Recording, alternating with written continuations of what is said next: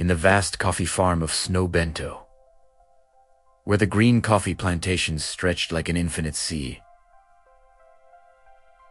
Under the blue sky of Mina lived Dolores, a young woman with deep brown eyes full of light, hands calloused by hard work, but with a pure and dreamy heart. Her rare smile illuminated the heaviest days, and her soft voice carried a silent strength that conquered everyone around her. Since she was a little girl, she had been raised on the farm, learning to harvest coffee, cook for the workers, and carry the weight of a life without freedom. Her heart, however, belonged to Joao, the honest and courageous foreman, who was a tall man with skin tanned by the sun, a firm gaze, and strong hands that knew both how to work and how to protect. He commanded the workers with justice, never humiliating anyone, and dreamed of one day having his own land. The two had been secretly in love for more than 2 years. They met among the tall rows of coffee at dusk, when the sun painted the sky in orange and gold. There, they exchanged glances that said everything. Hands that touched for brief moments and whispered promises of a future together, far from the oppression of the boss. "One day we will be free, my love," Joa said softly, wiping a tear from her face. Dolores replied with a shy smile, "As long as I have you, I can endure everything." Their love was pure, made of fidelity and respect. There was no rush, only the certainty that they belonged to each other. Mr. Augusto, a widower and owner of all the land, was a middle-aged man, his face marked by wrinkles of bitterness and cold eyes of someone accustomed to giving orders. Since his wife's death, his loneliness had turned into an obsession with Dolores. He watched her from afar, sent her beautiful dresses, and promised an easier life if she accepted being his companion. But Dolores always refused, with politeness and firmness. "I am grateful for what you offer, sir, but my place is in the work, and my heart already has an owner." Augusto did not accept the rejection. His anger grew in silence. One late afternoon, hidden among the trees, Augusto saw the two lovers meeting in the coffee plantation. He saw the quick kiss, the intertwined hands, and the looks of devotion. Fury took over his chest like fire. That same night, he did not sleep, planning his revenge. The next day, everything changed. Dolores was called to the big house and received harsh orders to wash all the farm's clothes alone, sweep the rooms, help in the kitchen, and still harvest coffee until sunset. "You will now learn your true place," said Augusto in an icy voice. Joao, in turn, received the heaviest tasks, cleaning the corrals, carrying sacks of coffee alone, and working until late under the scorching sun, always watched. Suffering tightened the chests of both. Dolores returned at night with bleeding hands, aching shoulders, and an exhausted body, but the worst was the pain in her heart. Still, her love did not waver. Joa watched her from afar, his chest torn as he saw her bent over by the extra work. But he kept his head held high. In their brief stolen meetings, they hugged each other more tightly. "Don't give up on me," she asked, crying. "Never," he replied, wiping her tears with affection. The pain united them even more. Fidelity became their greatest weapon. Courage was born in the midst of suffering. They knew that true love resists any storm. While the coffee plantation witnessed their hidden love, hope remained a light in their hearts, even under the shadows of injustice. Dolores woke up before sunrise, already feeling the weight of the day. She washed clothes until her fingers became wrinkled and red. Sometimes she stopped for a moment, looked at the horizon, and imagined a simple little house with Joe. This gave her strength to continue. Joe, sweating under the weight of the sacks, thought of her with every step. "For her I endure," he repeated to himself. The other workers noticed the change. Some looked with pity, others with fear of being punished too.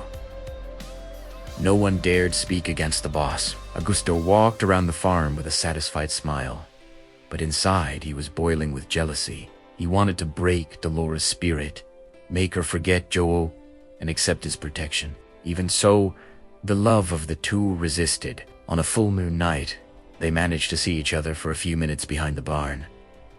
Joe brought a piece of bread he had saved for her, Dolores cried upon receiving the simple gesture. "You are my strength," she said. "And you are my reason for living," he replied. The quick kiss was the seal of a promise. Together, they would win. The following days were of even more pain. Dolores fainted from exhaustion one afternoon, but got up on her own without complaining. Joel carried wounds on his back from so much effort, but he never stopped smiling at her from afar. Their love, tested by the fire of suffering, only grew stronger. The union of their souls was stronger than any chain imposed by the boss. Augusto, realizing that cruelty did not separate them, became even harsher. But deep in his lonely heart, he felt envy for that fidelity he had never had. The coffee plantation, once the setting for a secret romance, now also held tears, promises, and a courage that no one could erase. The days dragged on full of tears and exhaustion. Dolores woke up before the rooster crowed, her body already hurting even before starting. She washed mountains of clothes in the river at dawn, the cold waters burning the wounds on her hands. Every piece she twisted was a reminder of the punishment imposed by Mr. Augusto. Her shoulders burned, her back bent with effort, but it was in her heart that the pain weighed the most. Still, she did not complain out loud. She hummed softly love songs that Joe had taught her, turning suffering into silent prayer. While scrubbing the white sheets, Dolores looked at the horizon and imagined Joel. "Where are you now, my love? Come back to me soon," she whispered to the wind. The tears fell and mixed with the river water. She remembered every meeting in the coffee plantation, the way he held her hands with affection, the warmth of his gaze. That memory was what kept her standing. Their love was faithful and pure, even separated by the cruelty of fate. Mr. Augusto, increasingly bitter, gathered all the workers one morning in a loud and cold.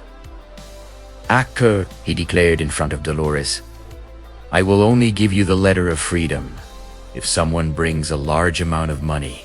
Otherwise, you will die here, serving on this farm, as you have always served." The words fell like heavy chains upon her chest. Some workers lowered their heads in pity. Others pretended not to hear. Dolores felt the world spin, but she raised her chin with courage. She would not give the boss the pleasure of seeing her broken. That same afternoon, Joe managed one last quick meeting behind the old barn. His eyes were red from exhaustion and contained anger. He held Dolores' face with his calloused hands and said in a firm voice, "I will find a way out, my love. I will go after a distant land.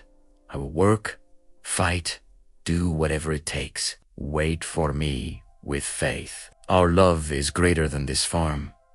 Dolores cried softly, but squeezed his hands tightly. "I will wait, Joe. Even if it takes years, my heart is yours alone. Be careful and come back to me." Joe left at dawn the next day with a small bundle on his back and a heart full of determination.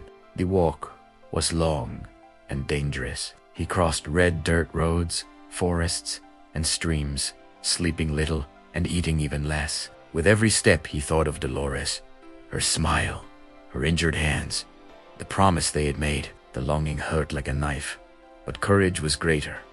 He could not fail. One night, exhausted after many leagues, Joe lay down beside a calm stream. The sky was full of stars, and the cricket's song calmed his tired soul. He slept deeply, dreaming of a simple little house and Dolores by his side. At dawn, he woke up to the soft sound of the water. He knelt to wash his face and refresh his body. It was then that his fingers touched something hard and shiny in the sand at the bottom. He carefully picked it up.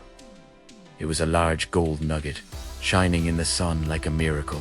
Tears of emotion ran down Joel's marked face. He fell to his knees, pressing the treasure against his chest. "Thank you, my God. You heard our prayers and saw our suffering," he murmured with a choked voice. At that moment, all the pain of the walk seemed worth it. With the gold, he sold a nugget in the nearest town for a value he had never imagined having. Part of the money bought a small fertile piece of land, far from the Snowbendo farm. The rest he kept carefully to buy Dolores' freedom. While Joe returned with renewed hope, on the farm, Dolores continued her vehicle. She washed, swept, harvested, and endured daily humiliations with silent dignity. Every night, before sleeping, she prayed, "Protect my Joe, and bring him back to me." The wait was anguishing, full of uncertainties, but love and fidelity sustained her. She felt, deep in her heart, that something good was coming. The pain of the present united their souls even more, even when apart. The middle of the story was made of tears, but also of a hope that no one could erase. Joel returned after weeks of walking, with injured feet and a thin body, but his heart overflowing with hope. He held firmly the letter of freedom and the rest of the money earned with so much sacrifice. Upon arriving at the Snow Bento farm, his gaze met Dolores from afar. She was washing clothes in the river. As always, when she saw him, she dropped the basin and ran towards him, tears already streaming down her face. The reunion was pure. They hugged each other tightly, saying nothing for long minutes, just feeling each other's warmth and the certainty that they had resisted. With determined steps, Joe went to the big house and faced Mr. Augusto. Looking him in the eyes, without fear, he extended the money and the document. "Here is the amount you demanded.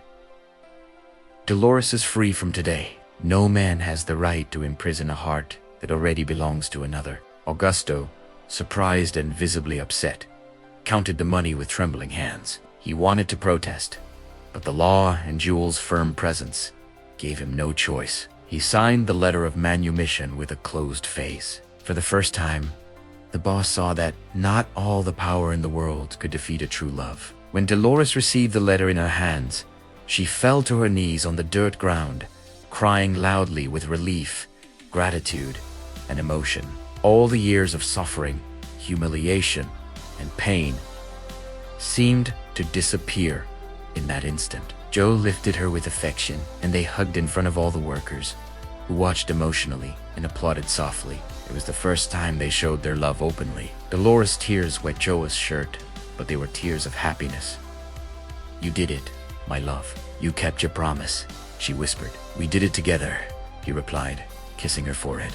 That same afternoon, the two left the Snow Bento farm forever. They walked hand in hand along the red dirt road, carrying only a small bundle with their few clothes and the dream of a new beginning. When they arrived at the small piece of land that Joe had bought, their hearts filled with joy. The land was simple, but fertile, surrounded by green, and far from any shadow of the past. With effort and unity, they built a small house of mud and wood with their own hands. Joe planted coffee, while Dolores prepared the meals and took care of the small backyard. Every brick laid and every seedling planted was an act of love and overcoming. Months later, they got married in a humble ceremony in the nearby village chapel. Only a few new friends and old workers who had left the farm attended. Dolores wore a simple white dress that she had sewn herself, and Joe, in a clean shirt, could not take his eyes off her.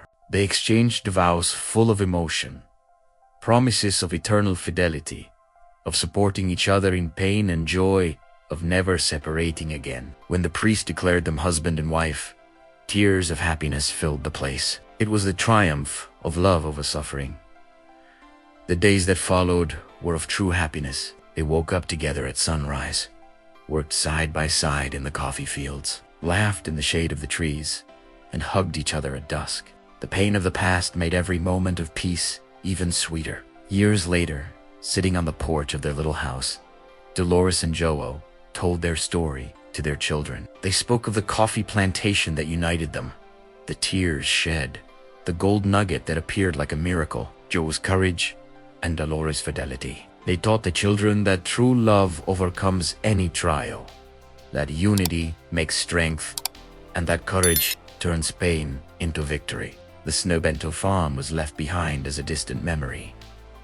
Mr. Augusto grew old alone, carrying the weight of his choices.